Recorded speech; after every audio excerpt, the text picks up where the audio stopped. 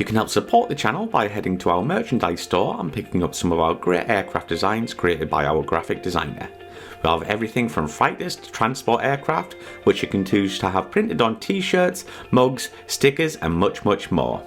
Head to the description below and click the links and pick up your design today. Thank you and enjoy.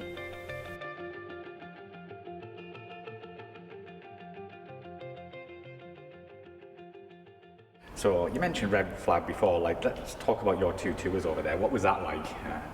Yeah, it was really interesting stuff. The RAF would send maybe 8 F3s. They would send GR1s, GR7s as well there, but send 8 F3s. One squadron would take the jets out there and they do 2 weeks at red flag. And they ran the exercise for 2 weeks. I'm sure they probably still do something similar. Ran the exercise for 2 weeks with a building scenario over the exercise. Then all the squadrons that are there, the Americans and whoever else they invited, they go home at that point.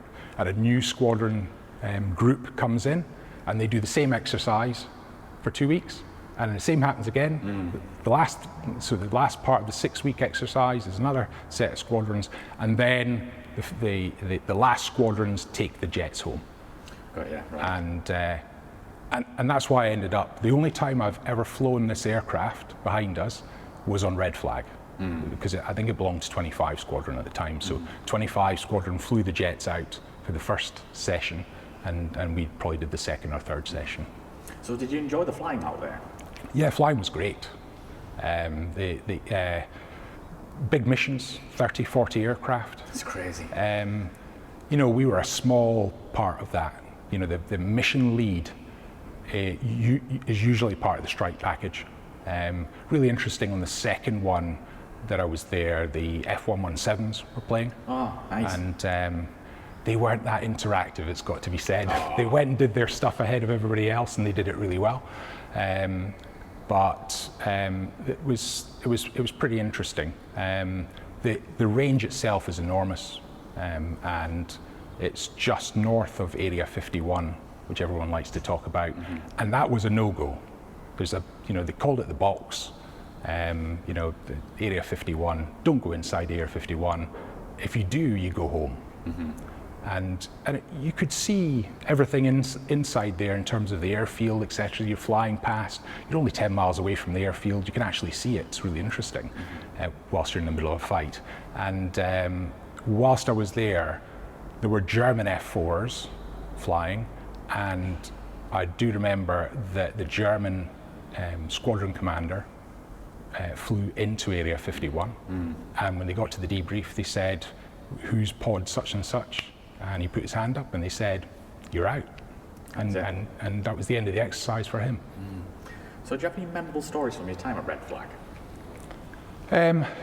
I do remember a couple of sorties where we had good results against the F-15s as aggressors. And they were firing semi-active at us, so it felt sort of parity in terms of the going against a Russian threat or something similar to that. But at the same time, I remember having 2 good sorties.